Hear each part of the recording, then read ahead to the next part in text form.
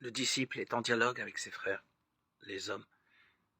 Inutile de nous étendre longuement sur ce point qui rejoint ce que nous avons dit de la miséricorde. Il n'est pas de miséricorde sans dialogue. Mais là encore, le dialogue se situe, tout en l'englobant à un niveau plus profond que la psychologie. Le disciple, membre du corps du Christ, reconnaît en tout homme un autre membre de ce corps, car le corps du Christ déborde considérablement les limites de l'Église visible.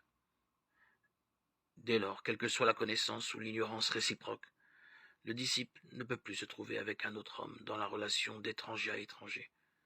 L'un et l'autre sont liés par une solidarité qui dépasse tous les niveaux humains de relation.